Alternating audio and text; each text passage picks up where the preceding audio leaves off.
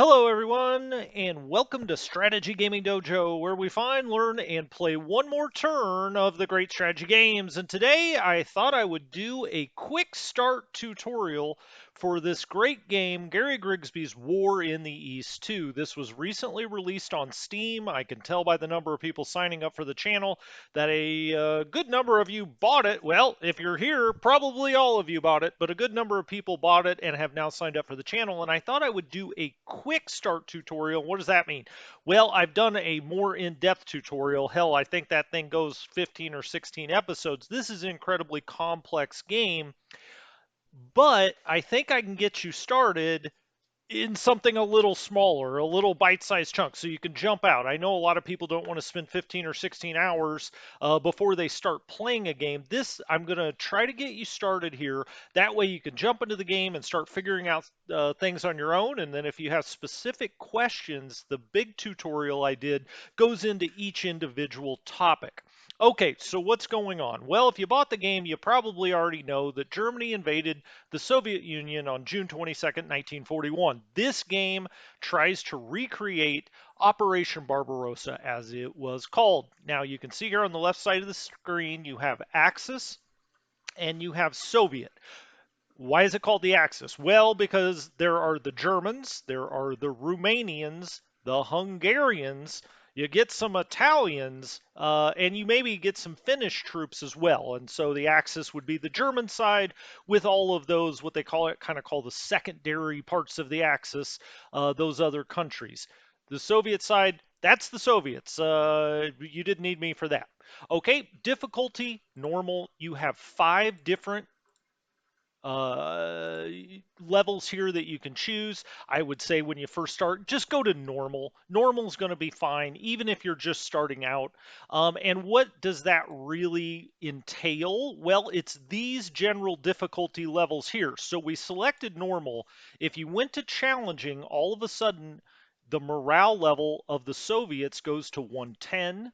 We're at 100. Okay, fort build level, and we'll go into some of this stuff as we go along, 90, 110. So see, you're just giving the Soviets a bit of an advantage. In this case, they're going up 10%, you're going down 10%. In the morale level, which arguably is the most important part of the game, your troops' morale, you stay here at 100 for challenging, but everything else, you go down 10. If you go to hard, it's 20. The Soviets go up 25, so on and so forth, 70, 150. If you beat the game on that, God bless you. You didn't need my tutorial. Okay, we'll just reset to default normal. Okay, we're going to play the Axis. So we're going to play the old German flag here, the Axis. Computer controlled, well, that's going to be the Soviets. Fog of war, yes, we want fog of war. Movement fog of war, what does this mean? Well, it's basically a concept that when you move in this game, there are 1 week turns, okay? And so when you're moving, you get to move, a good distance because it's trying to recreate how far one of these units could move in 1 week. You can't see anything other than the hex you're next to unless you have a detection level on it. Now, we'll talk about that more, but the basic idea is when you're moving, you're not finding out things just because you're moving. You also have to get a detection level on it. All right, so I like to play that way. I think it makes it a little more realistic, a little more challenging. Lock headquarters support, I'll talk much more about this. We're going to leave it off for now. Automate AI air assist. We'll talk about the air portion of this game. We're going to turn that off for now. Now, some people, the war in the East was the greatest land battles ever fought in human history. Some people don't want to play the air part of this game, the Luftwaffe against the Soviet Air Force. I think it adds a good, a good part of the game, and I think that you should keep it as far as you controlling it, but you don't have to. If you want the AI to do it, it will do it. Enhanced player theater box control. Now, what is this talking about? Well, it's talking about the theater boxes. Imagine that. Well, the theater boxes, what are they? Well, this was a world war, and there was lots going on, especially on the Axis side, of course, as far as they were fighting in North Africa, they were fighting in Italy, they were fighting in Western Europe, they were fighting all over the globe, really. And the game recreates that by having what's called theater boxes. You don't directly control those theater boxes per se. It's not like you're fighting in Western Europe once the Allies land at Normandy. Instead, what you do is you have these theater boxes and you can put units in or take them out. Okay. It gives you flexibility if you do control it, because if you're getting trouble in the east, you can pull things out of your theater boxes and they can help you. Now it would cause events to speed up in those theater boxes, so it may, not be something you want to do, because ultimately you may lose a lot of points. This game is done on victory points because the other theaters are going poorly. I will say in the Let's Play on the channel so far, I did not have this checked, and so therefore I am not controlling the theater boxes. It has been quite a bit of frustration, and for this tutorial, I will leave this unchecked, meaning we control the theater boxes. Okay, so that's the game options. Again, we're playing human, Axis human Soviet computer. Preferences. Okay, this is all sound, how you see the game. If you just want to kind of take a screenshot of what I've got here, I think it's basically the default. I may have sped a thing up or two, but this is really pretty close to the default. The really important ones down here as far as, what you see when you get on the screen. Now, you may have a certain scroll speed that you like, but that's all personal preference. I would say the unit value types, you always want those to be numerals. Unit counter info, you want that to be combat value, which is CV, and movement points. That's what's going to show on the counter. When you look at a counter, you'll see how strong the unit is and how many movement points it has left. Okay?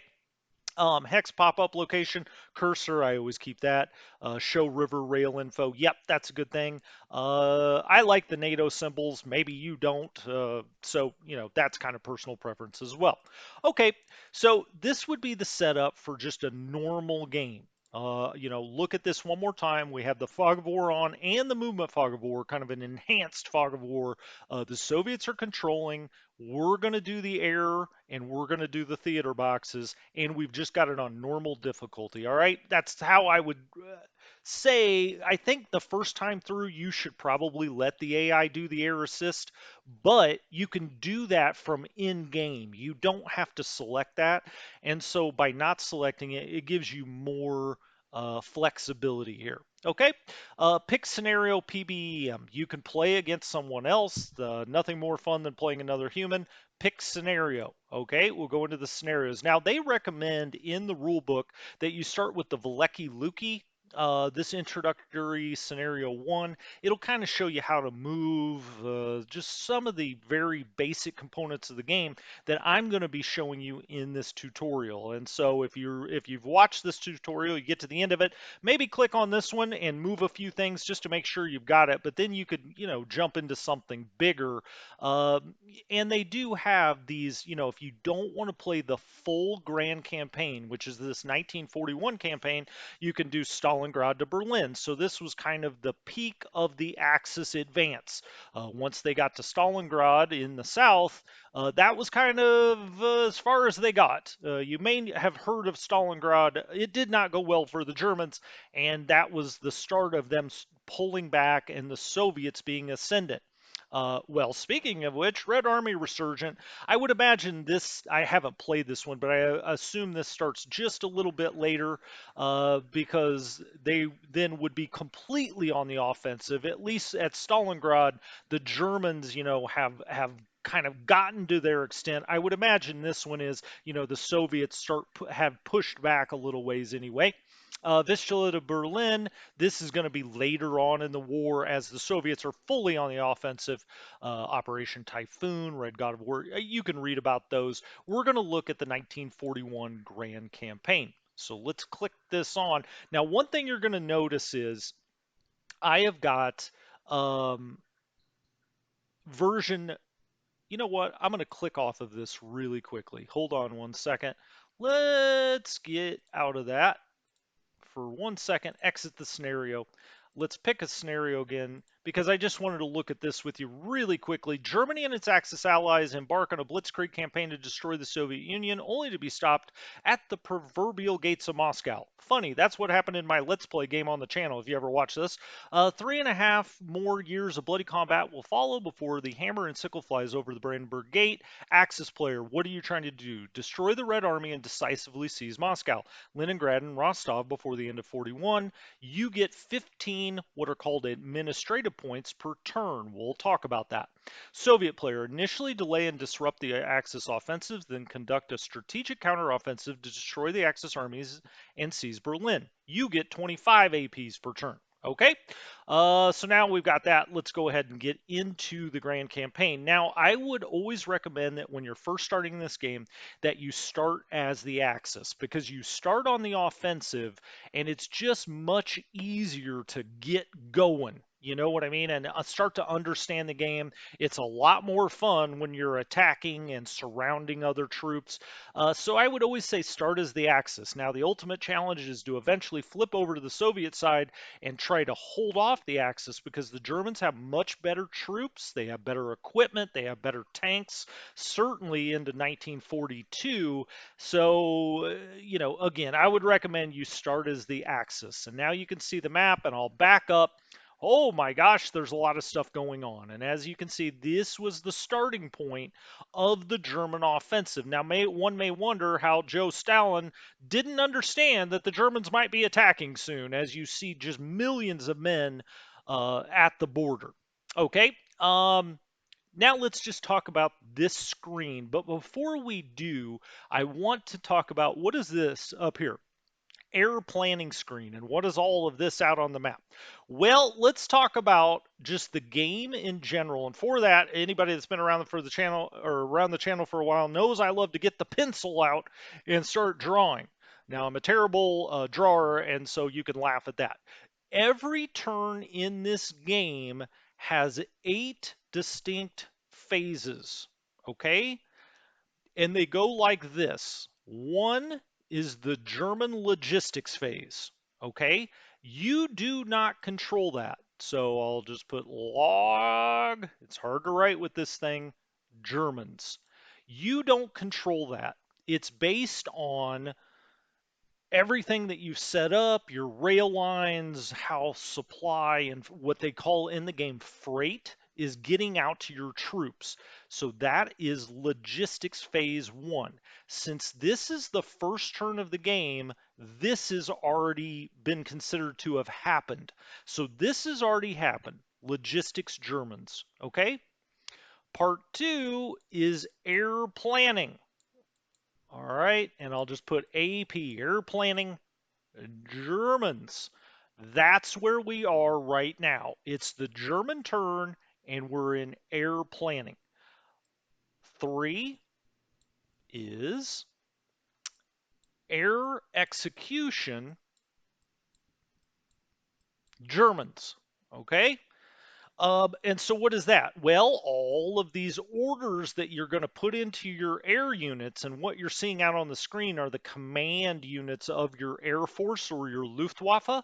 You're going to put in commands to them, and then in this part 3, anything that can happen that doesn't involve the Soviets essentially is going to happen in this air execution phase. So if you want to bomb a town out here, now the Soviets will react to that, but if you want to bomb a town, or if you're going to do air superiority over a place or something like that, and we'll get into all that, that's going to happen during this phase. The final phase is ground combat, and that will look a lot like every other turn-based game that you've ever seen. You can move, you can attack, and again, that will be the Germans, or when I say Germans, Axis, same thing. Okay, it'll be the Axis. Then part 5 will be logistics Soviets. And so if you're playing a PBEM game, you do these first 4, you send the file over to the Soviet player, then he does his 4, and they're exactly alike. Then he'll have air planning Soviets. Okay, then they'll have air execution Soviets, AE. And then finally, he'll do his ground combat. Okay, Soviets. All right, so those are the 8 phases, but you're the German player or Axis player.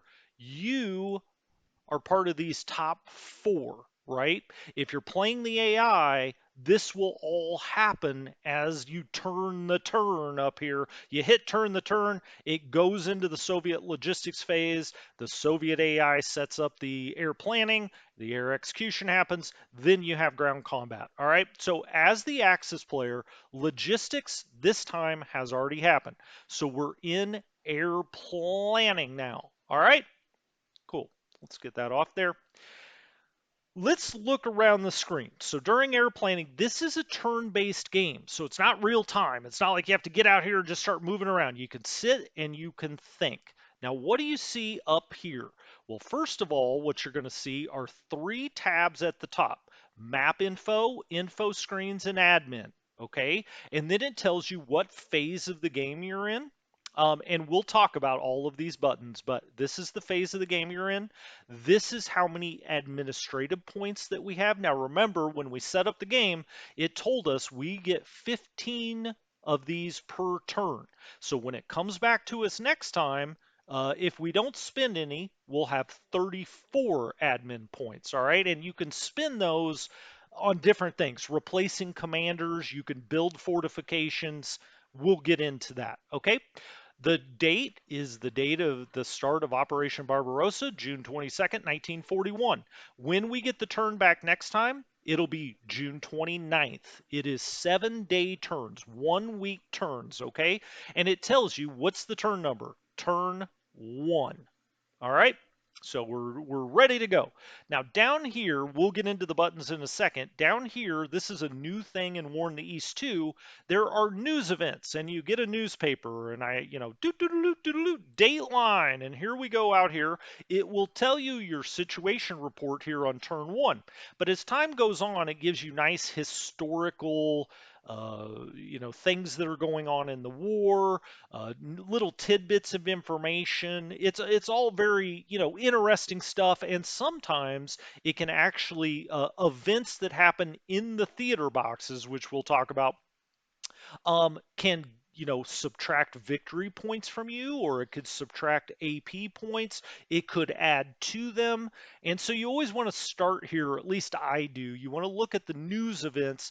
This pops up every turn. Now, one thing people have asked me, it seems like something that would happen to a new player is, why won't this click off? I want this to be gone. You have to have read every single one. Now, as you go through the turns, you click off, you read them, but you would need to read this, and then when we click back on this, off it goes, right?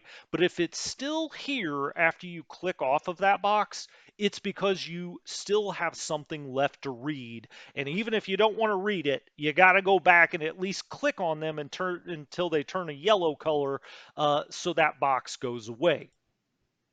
All right, now that that's gone, what is this down here? Well, this is obviously the mini map. And you can click over, well, but can we? I don't know. Move the mini map. You can see here, it shows you exactly what you're seeing out here on the screen. And it works just like every other mini map you've ever played, in any game you've ever seen before. But what are these up here? Because this is something a little different. These are those theater boxes that I was talking about.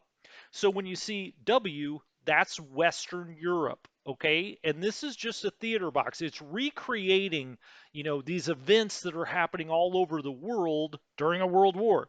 It tells you how many men you have it in there, how many artillery pieces you have it in there, how many what in this game is called AFVs, which is tank or armored carriers. It could be any kind of armored car, really. They're called AFVs in this game. And then this is how many planes that are stationed in this theater box. And so what do these percentages mean? I'm not going to get into that. That's something that's probably a little more advanced than for a quick start tutorial. If we start getting into those weeds, it's going to be a real problem. If you let the AI control the theater boxes, it will always keep these percentages up where they need to be for things not to advance too quickly in a theater box. If you want to control them yourself, I would say, really check out the rule book for that. But you would need to put things into the ground and the air And you can see here, here are all the units on the ground in Western Europe. All right. And so you've got a bunch of them here, infantry units, motorized armor, so on and so forth. And then air, these are all the air squadrons that are in that theater box. Now, don't be too intimidated by it. It actually becomes very intuitive once you're used to these.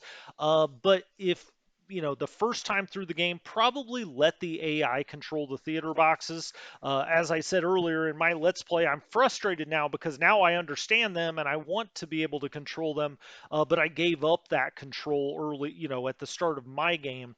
But ground, air, that's Western Europe. Then you have Norway. Same idea. You've got units on the ground in Norway and in the air.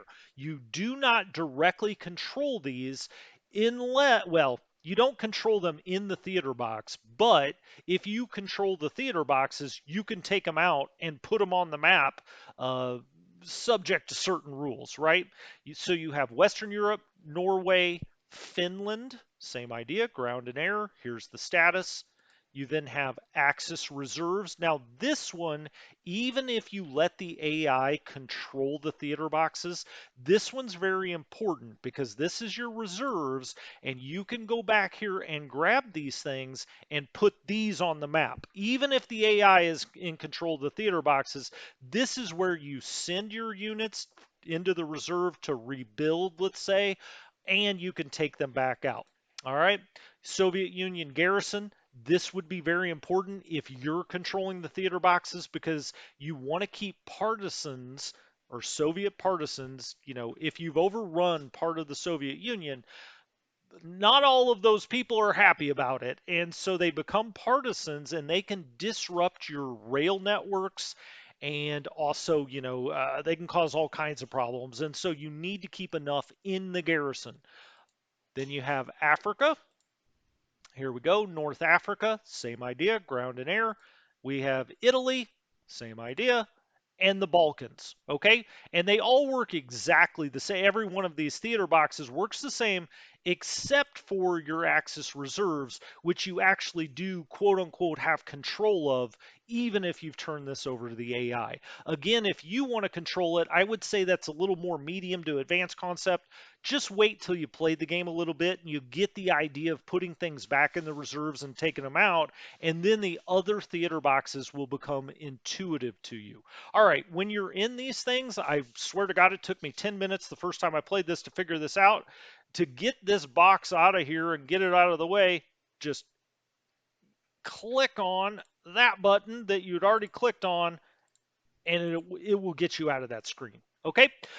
What do we have over here? Well, it's a turn summary, and right now it has nothing in it because nothing has happened yet. And so it doesn't have, it's not going to give you much useful information if nothing's happened yet. As you get into the game, it will tell you how many men you've lost in the last turn. So it summarizes the last turn. It tells you how many men you lost, how many. Now, these are guns. Think of them as artillery pieces, right? It could be howitzers, it could be the big guns. And so those are artillery. I just think of it as artillery. And then you have the AFVs, tanks, armored personnel, armored cars, etc. And then airplanes. And airplanes could be fighters, bombers, recon aircraft, or utility aircraft. But we'll talk about that in a minute. Then you see OB changes. What does this mean?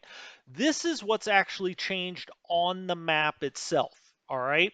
And so let's say that you lost 10,000 troops last turn, whether they be killed in action or otherwise. You lost 10,000 troops. This would say 10,000.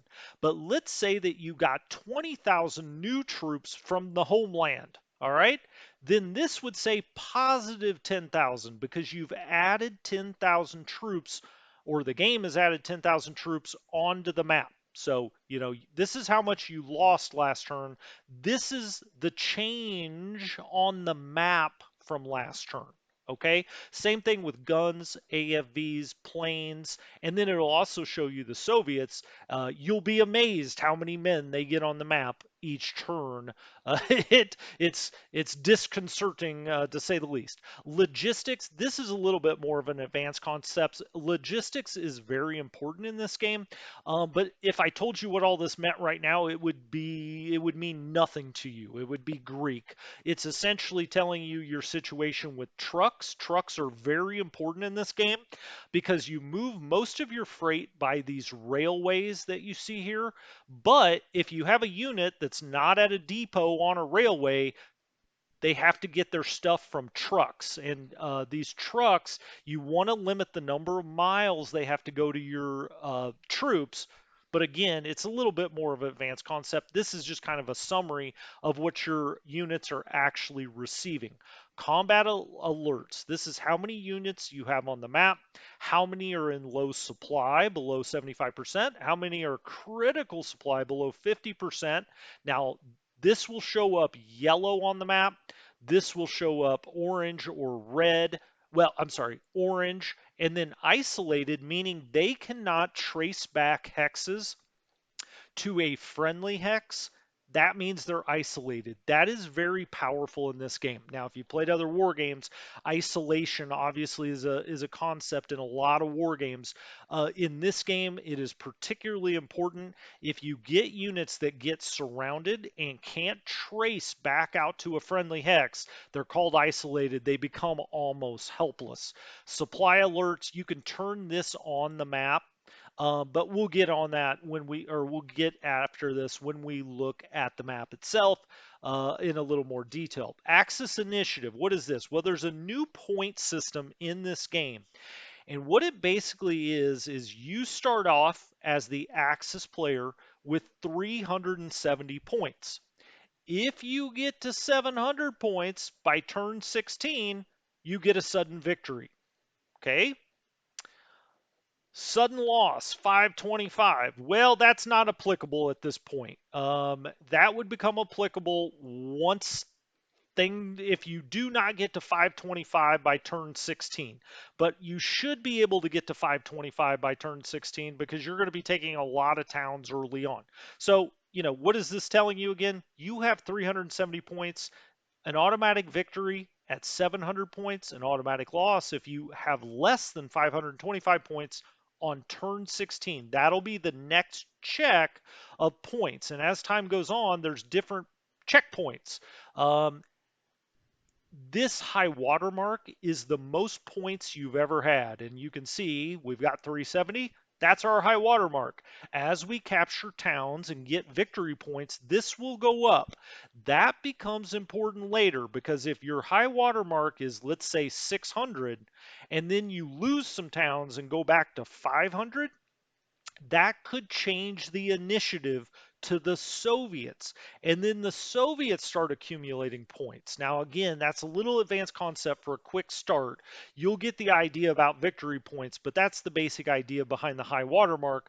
The higher that is, if you lose a certain percentage of those points, then the Soviets get to be on the initiative. So that's the turn summary. Okay? We already talked about the AP, the date, and the turn, so let's go over here to the map info button. Oh, and also while we're talking about victory points, that's what this is, and you can turn that on, map info. Anything, now this may be self-explanatory, but anything that you could possibly see on the map or that you want to see on the map is under the tab map info. And one of those things, if we hover over this, is toggle victory locations on and off. So I can click that off and off they go. They're gone. I could click it back on and there they are. And what is this? Well, in purplish blue here, it says that's saying the Axis controls that and Warsaw is worth 10 points. All right. This red here is saying if the Soviets come and take Warsaw, they'll get our 10 points plus a 6-point bonus. Why the bonus? Well, it's because they would be capturing it before they did historically, and therefore they get a bonus. Same thing with Poznan. If they get here, right now we control it. You can see here, I've got it turned on. You can see every Soviet-controlled hex in red. Ours are just clear, right? If they, bust over here and get to Poznan, if they did that this turn, let's say, they would get our 10 points, because we control those 10 now, plus 6 bonus points. On the other hand, if I back up here, you can see in red places that are worth points that the Soviets control. And so right now they control Kiev, for instance. And right now, if we took it this turn, seems unlikely, but if we did, we would get those 10 points plus a 6-point bonus. Minsk, you can see how quickly the Germans must have gotten to Minsk. And why is that? We would only get 3 bonus points if we capture it this turn, the very first turn of the game. Historically, basically, the Germans did get out here and get it surrounded on turn 1. But, we'll see. We'll see what happens in your game. But we would get 10 points plus a 3-point bonus. So that can kind of tell you or give you an idea here of what's worth points, what we're trying to get to, and this will click down for bonus points the closer we get to the historical date that the Axis actually took that location. So you can see Minsk is +3, Riga is +4. They also took that very quickly, and so that will probably click down to only +3 next turn, and then +2, and then +1. Pskov, is only a +5. The default is kind of a +6, where the Germans or Axis took it much later on. When I say much later, let's say a month or so on.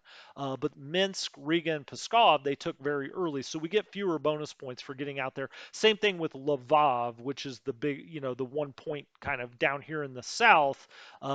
Kiev they took later, Odessa they took later, and you can see it's always +6. And then all of ours are +6 because obviously the Soviets historically didn't take these until 1944 in most cases back here in this area. Well, over here anyway, 45 over here. Okay, so anything that you want to look at on the map is generally going to be on this map info tab, okay? One thing I'm going to do is we can see the air commands right now out here. You don't have to do this. This is lit up and it'll show air operational groups. Let's turn that off, all right? And it makes the map a little cleaner. Now let's also turn off victory locations. Hey, okay, so now we've essentially got a clean map with nothing but the units on it. So let's just drill down here and see what else we can see along these buttons. So when you're on one of these tabs, the buttons directly under in what I'll call, button tab or button ribbon 1 are directly related to the tab that you're on. But as you'll see, button ribbon 2 will not change. So let's go to info screens. It gives us new buttons on ribbon 1. These stay the same. These are the air planning buttons in ribbon 2, okay? Ribbon 1 is tied to the tab, and you can see they change. Ribbon 2 is tied to whatever phase of the game you're in. And there are only going to be two different ribbons, either the air planning or the ground combat. Right now we're in air planning, and this is what the air planning ribbon looks like, okay? But let's go back, talk about the tabs. So we're on map info. The first one is just take the units off the map, put the units on the map. Take them off, put them on, okay? This is zoom and unzoom. Wow, that really that took us way over here. That's because I wasn't clicked on a specific location on the map. Let's click on that specific location. You just do that with the left click, okay? Now let's zoom, and it'll zoom us in there. I think there are, what, 3 different zoom levels, 4? Okay, I clicked that 3 times, so that if that gives you an idea. This is as far as you can zoom in or zoom out. You can also do that with your mouse wheel. So mouse wheel in and out for your zoom level. All right. Zoom in, zoom out. This is toggle enemy hexes on and off. And so Soviet controlled territory I have in this kind of pinkish color. If you click on that, it goes off. So if that's annoying you, you can take it off. I would always recommend having it on because it's very important to see which hexes the Soviets control and which hexes you control as the Axis, because it makes a big difference when it comes to supply. Are you being supplied or not? Could depend on whether you can trace back. I talked about isolation, whether you can trace back hexes. Here we've got friendly hexes we can trace back, right? All along the front. We're not going to have anything isolated on turn one, but let's just say we took this unit and he was out here, and this one was, this neutral color, and everything else around it was red, he would be isolated. And it's just good to know. Also, when you're moving through Soviet hexes, it costs more movement points. So when you're moving through your own controlled hexes, it costs less. When you're moving through the Soviets, it costs more. So I love to have this on. The next button is fort levels, and you can see these things popped up here. Here, I'll take them off really quickly, put them back on. These are the level of entrenchment that these forces are in. And if you haven't played many war games before, it basically means how defensible they have built up the hex. It's man-made defenses, right? And so the higher this number is, the tougher it's going to be to attack into that hex. As you can see, the Soviets have a lot of twos around here. They also have some ones. I think they have some hexes that are nothing, like this hex here. They don't have a fort there. What in this game is called fort levels. Just think of it as the troops are built up defenses, whether it be ditches or fences or barbed wire, whatever the case may be. It's considered a fort level. And the higher this is, the harder it is to attack. And that's what this shows you, fort level. And you would probably, all other things being equal, rather attack into a level 1 fort than a level 2 fort. Really, ground troops are never going to get much above a level 3 fort. Now, your troops automatically build these fort levels if they sit in a hex for a turn. So if they're sitting here in this hex for a week, they're going to start to build a fort level. It might not, there are different reasons why it would build faster or slower, but it happens naturally. You don't have to come here and, click a spade or something for them to start doing it. They do it automatically. And so hopefully I can get a little more into fort levels. That might be kind of a more advanced topic. The basic idea is that every hex in the game has a fort level. Now it may be 0, and if I just sit over this hex, the pop-up comes up, you don't see anything, right? It says it's a clear hex, and we'll get into hexes and all of the attributes. But if you look here, if you look down there, you can see Fort 2 10%. What does that mean? It means it's already at a fort level 2 and it's 10% towards a fort level 3. Again, every fort level you go up is better defenses in that hex. So that's fort levels. This is your rail lines. Now, if you're looking at the map, you already see rail lines. You're like, why would we turn rail lines on? I already see them. Correct, but I'll show you why in a minute, because repairing your railroads is incredibly important in this game. It's one of the most important things you'll do. The base case for a railroad is it's either what we'll call a minor rail, which is this demarcation. It just kind of looks like barbed wire almost coming across that. That is a minor rail. This more rope looking indication here, that is major rail. So it can carry more on major rail than you can carry on minor rail. So you really want to prioritize repairing these major rails if they're broken. Now, it is turn 1, so all of our rail lines are going to be in good shape, but how would we know that? Let's click on this, and now you can see this rail indicia here. It everywhere it's green is good rail. It is repaired. You can pass freight over it. There is no red out here, but let's just say the Soviets come across here and they take this, or they get into this hex, then we kick them out of this hex, this rail right here would turn red, and that would mean it is broken rail. No freight can go over that rail, and you would have to go repair it, which we will talk about as we move forward here. What does yellow mean? Well, yellow means you're next to Soviet troops, right? So this is everywhere where there's rail next to Soviet troops. You can see here, this is green. Why is that green? It's next to a Soviet hex, but there are no Soviet troops next to it, so it's still green. If this guy moved up here, it would turn yellow. What does yellow mean? It means you can pass supply through here, meaning food, bullets, and fuel, which we'll talk about over here. Food, fuel, bullets, FFB, food, fuel, and bullets. That is supply in this game. Um, if it's yellow, supply can pass through here, or the big overall category is called freight, but supply can pass through here, but troops cannot, meaning you cannot send troops down this rail line through these hexes. They can't go next to the Soviets for the idea that they could, shoot at the train or whatnot. But you can't get reinforcements. You cannot get replacements. You cannot ship your units next to Soviet units. That's why it's showing yellow. Okay. Here we have headquarters distance. We'll talk about what's called command efficiency, command quality. We'll talk about that. I don't hardly ever use this button. I use fort levels, which I always keep on for the most part.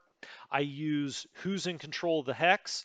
I'll often look at the rail. Now, if you have rail on and you're like, I can't move anything, I can't do anything, turn it off. This just absolutely locks up the game when you have it. I don't mean that in a bad way. It just, you can't move anything else when you have that button clicked. It's showing you the railways, and you have to click off of that to do anything.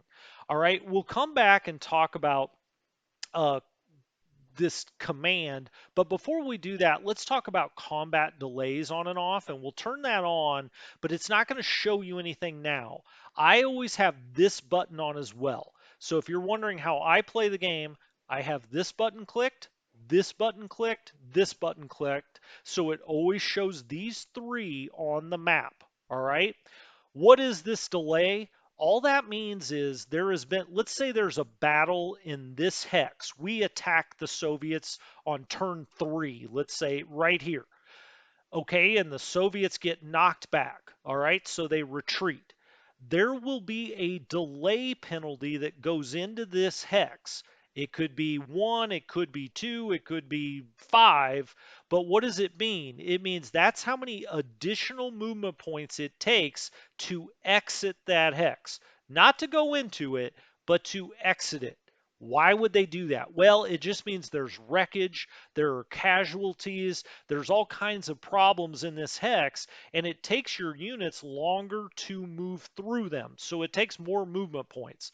I like to keep this on because when you're doing a lot of attacks, it's nice to know if there's going to be a penalty moving through a hex, right? Okay. Again, this is command. We'll get more into command in a moment. What is this? Toggle unit modes, isolated on or off. What this does is it shows you if something's isolated, if it's out of command, if it's got a supply problem. And so you can see some of these units have lit up here. I think that that's because I think it's probably boy, I'm not sure why those are yellow. Shoot, sorry. But there's nothing else that's a problem on the map here. Um, but if you had something isolated out here, it will turn red. Okay. I thought that they had a supply problem, but it looked like those were all in good supply. I'll have to come back to that. Okay, so that just gives you warnings. You may hit on this at the start of a turn just to see your units that you have a problem with, but that's really the main reason that you would ever hit on that. What is this? This is show supply priority on or off, and we'll talk about supply priority. But as you see, when you click on this, it shows you based on color coding. And in this game, the color coding is always green is the best, yellow is kind of the next, is level 2, orange is level 3, and red is level 4. So green is the best, red is the worst. So it goes green, yellow, and then, if you're talking about a stoplight, green is go, it's good. Yellow is, well, there's some caution. Orange is, hey, it's almost red, and red is, you've got a problem. Okay, and so when you click on some of these buttons and you see all these colors, that's why I was wondering with this one. I'm still not sure. Well, now it's not on there. Okay, that may have just been a bug in my game then, because I didn't really understand why those were on. I'm clicking on that isolated button again, and now these are not lit up. Nothing's lit up, as it should be, really. So let's click off that. We'll click back on supply priority, and now you can see, okay, these guys are the tip-top priority, and we'll talk a lot more about supply, but these guys are the tip-top priority. They're in green. Secondary priority is in yellow. And then I'm just going to very quickly do something. Let's just take this unit. We'll go back to its headquarters. We'll talk about headquarters. But I'm going to set its supply priority to 1. And then when we look at these now, they're in orange because they're only level 1. Again, 4, 3, orange is, kind of level 1. And then if I clicked on this again and I set the supply priority for everything under its command to 0, they turn red. And that means, okay, they're not getting anything. But let's put those back to 2. And as you can see, they turn back yellow. This headquarters, if we look at it, supply priority is 4. That's as high as it can go.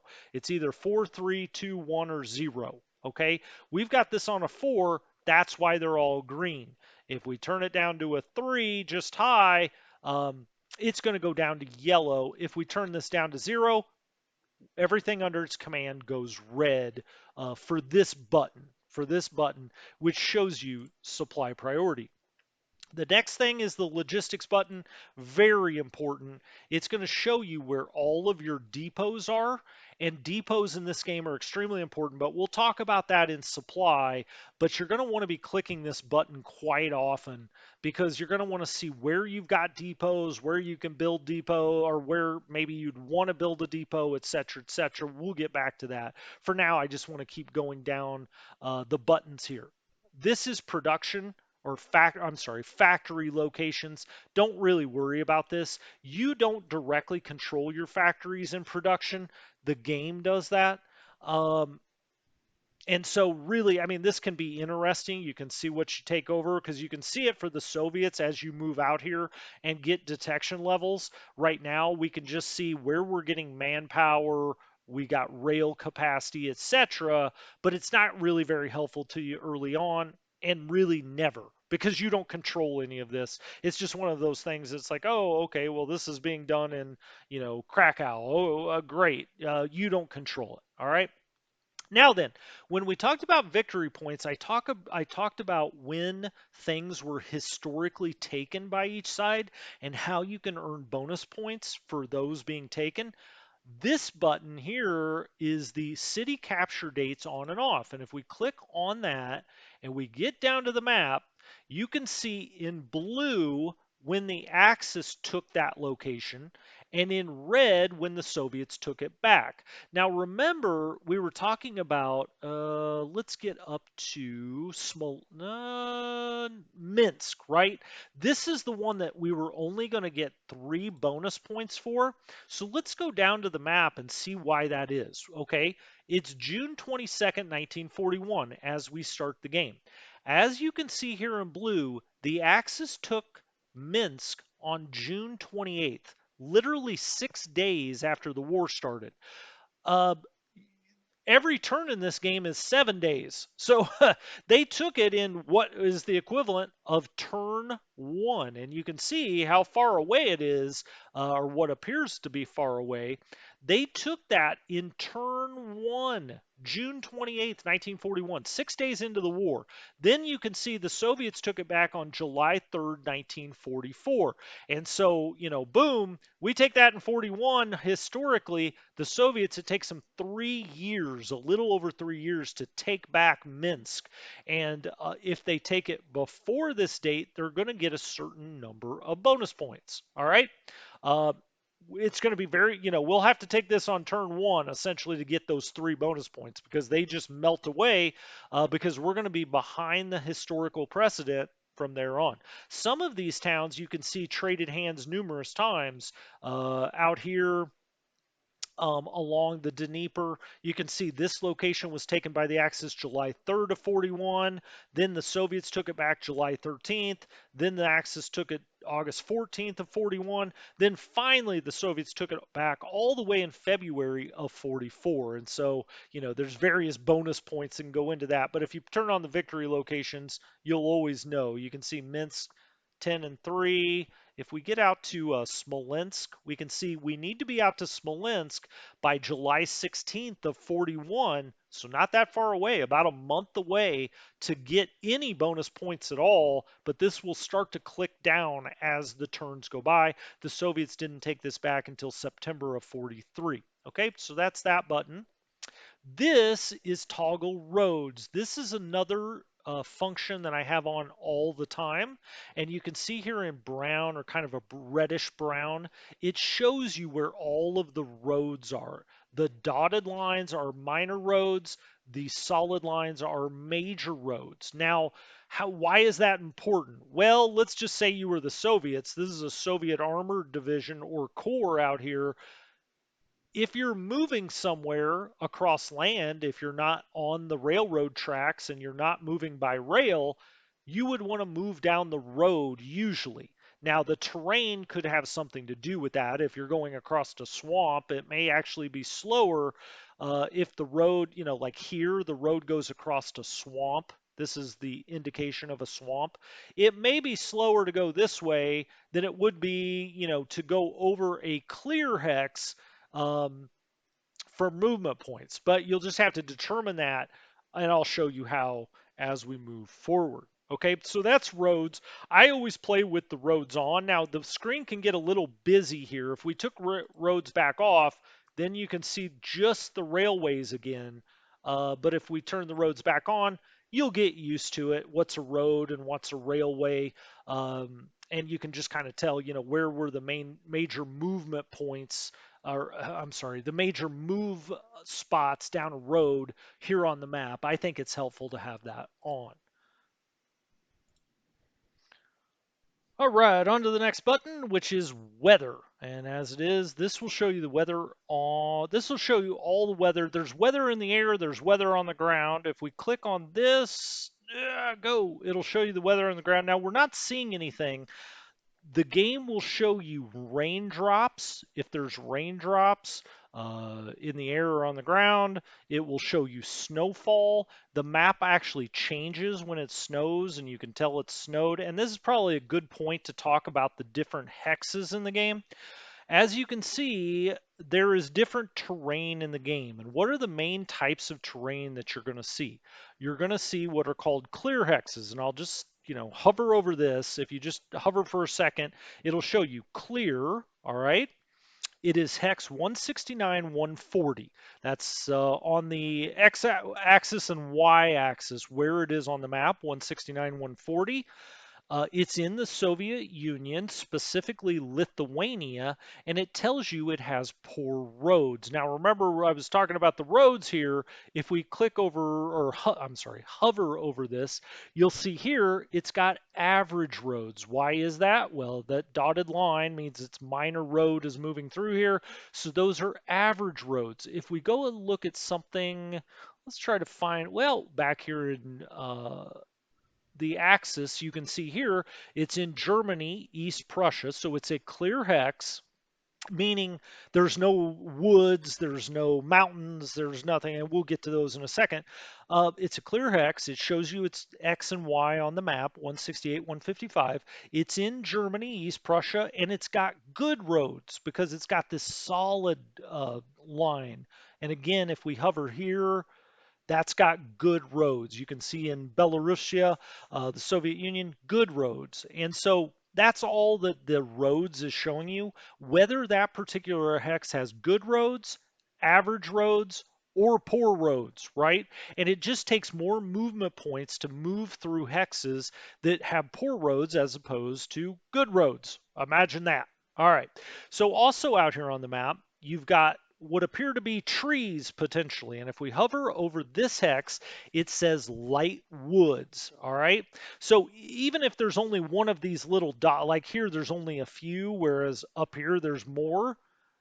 Either way, that's still light woods. They just made it look a little prettier by all of these not being, identical. But if they're kind of these spattered dots here, that means they're light woods. What does that mean? Well, it takes a little bit more to move through there when it comes to movement points. It's also more defensible. It's better for infantry troops, right? Because there are trees. Then, if we move to some place like this that looks like it's got a canopy over the top of it of trees, that's called heavy woods. And those are very defensible by infantry troops, by infantry divisions. And so, clear, light woods, heavy woods, and then you have swamp. All right. And swamp, as you might imagine, very hard to move through. It takes more movement points, right? And also, your motorized units aren't as effective in here. They're in a swamp. Think about it. Put your tanks in the swamp, they're not going to do as well. And so, really, when it comes to different terrain types, there aren't that many. It's clear, light woods, heavy woods, and swamp for the most part. Those are the ones that you have to think about. The final one would be either rough. Well, I guess these are both rough. Yeah, anytime it looks like there's a little mountain here, that's rough terrain. And that's the other major type of terrain. Again, it shows poor roads because we don't see any roads going through here, whereas like this one down here, average roads. All right. Now this looks like a bigger mountain, but they're both rough.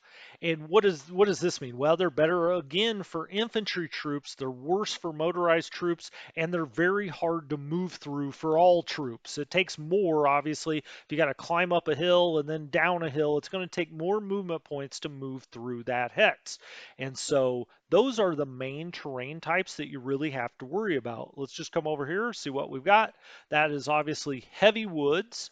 You can see it's got a dotted line through here, so it's got average roads. It also has rail. If you look down there, it says Soviet rail.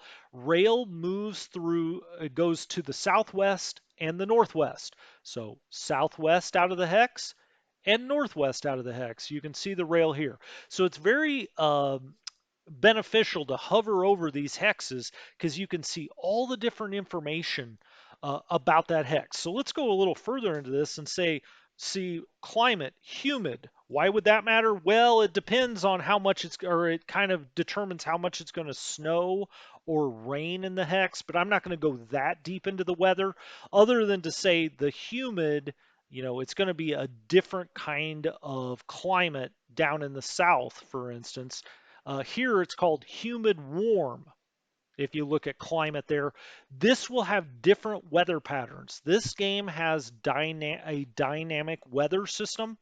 And so what matters is what kind of climate it has. That helps determine by a dice roll what kind of weather that you get in the hex. And it's going to be different depending on the different kinds of climate. But let's go back up here. Okay, and then you see the ground is clear. Now that does not mean it's a clear hex, it's a heavy woods hex. What that means is there's no rain on the ground, or it's not raining on the ground. Okay, there's no accumulation of rain on the ground per se. In the air, it is raining though. Okay, there is a water level of 1 and a snow level of 0. And so really there is a little bit of water, but just a little bit on the ground because this goes on a scale of 0 to to 9, I believe. It's either 0 to 9 or 0 to 10. And so as the water level goes up here, the more the air is rain, the more the water level will go up, the better defense you can put up here because against motorized troops because they have to slog through the mud, um, and the harder it is to move through the hex. Again, you see the Soviet rail, where the rail moves in and out. It also tells you there is an air base here, and that's what those are. Those are air bases. All right, and we'll talk more about air in the air section, or air bases in this section. But you can see here, this is, it's hard for me to read that. Sarava, I think, air base. It's a size 1. You can see just the one runway. If we come over here and we look down, you can see this is Jelgava Air Base. It's a size 2, and you can tell that because it's got the 2 runways. Again, 2 runways. When they're black, it means when you're looking at the Soviet airfields, when they're black means we have not detected any planes there. When they're green, it means we have detected planes there. For our own air bases, we know that we've got planes here, right? So this is a level 1 air base. If you look down there, it's Wormdet Air Base. It's size 1, okay? And it'll tell us which planes are there on the pop-up. This also shows you something else that'll be in the pop-up. It tells you Minor River is to the east, okay, and the southeast. So let's get back on that. You can see Minor River to the east. Oh, I'm sorry. I said southeast. It's northeast. There's a Minor River to the east and the northeast. There's rail to the east, southeast, southwest, west, and northwest. Now, when you see those directions, that's where whatever it's telling you, whether it be Minor River or rail, that's where it exits the hex. So these are 6-sided hex. If it says northeast, it's this hex side, right? If it says northwest, it's this hex side, west, east, southeast, southwest, all right? And it'll tell you if there's river or rail or roads, okay? Now that brings up rivers, and as you can see on the map, there are really 2 different kinds of rivers. There's major river here, and there is minor river. All right.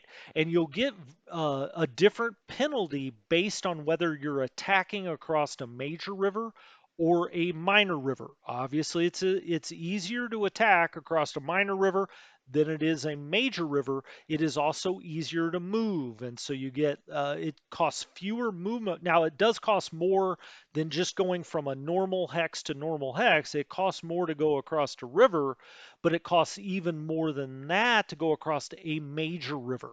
And those are real, I mean, it's not like they have different sizes like 1 to 10 or something. It's either minor river or major river.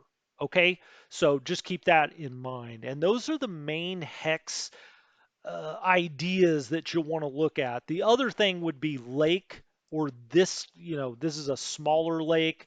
You also have a bigger lake like Lake Pskov. You cannot move across those hexes. All right.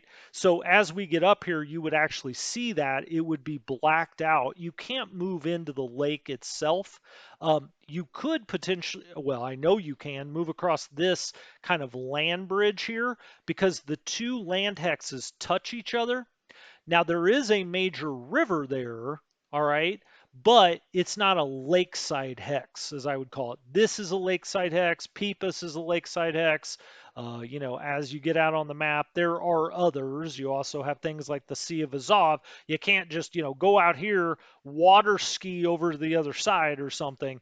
It doesn't work that way. But you can move through more major bodies of water through these hexes where they have what the game calls ferries. All right, it calls it a ferry. Essentially, you can step out here. It takes a lot of movement points to do it, but you can step out here and then you can go over to the next one, kind of recreating that they would have smaller boats that could get units across, right? And so that's a ferry. We've already talked about victory points, and again, it's going to show you who controls it, who could get a bonus if they get it next. All right, then we take those off. The final thing is interdiction here, And the interdiction points, we're not going to see any on the map here. If you think about this game, it's a turn-based game that takes a week, right? When the air bombing happens, it's not realistic to have it be like, oh, we're going to bomb this unit to interdict it. Instead, because it's going to be moving throughout the turn, you're going to interdict specific hexes. So let's say you want to bomb the crud out of any unit moving through this hex. It's going to show you how much interdiction you put into that hex with your bombing. Right now we have none, so it's not going to show anything on the map. Okay, when we get over here to the air stuff, we'll talk about this when we get into the air component. But I'm going to call this at an hour. When we come, I think this is going to take about 3 episodes. So if you can stick with me for 3 hours, I think we can really cover most of the big concepts of this game. Okay, I know it's a lot. But as you hear this and then you get out on the map, then if you want to go back and watch the more in-depth tutorials, I think you'll get a really good grasp. But I'm really just trying to hit the high points here. If it's a little confusing to you at this point, fully understood. It is a very complex game, but one that once you get used to it, I think is actually very intuitive and very well set up. So anyway, this has been Strategy Gaming Dojo. When I come back, we're going to go through the info screens, the info screens tab, the admin tab. Then we're going to get into air planning and what all of the second ribbon buttons mean. Then we're just going to do the air execution, which is the third phase, so that we can get into the ground and we'll start to move units. And I'll show you how you attack, how you move, the kind of things you want to be thinking about when you do that. All right, I'll talk to you next time. Have a great one. Strategy Gaming Dojo. Till next time.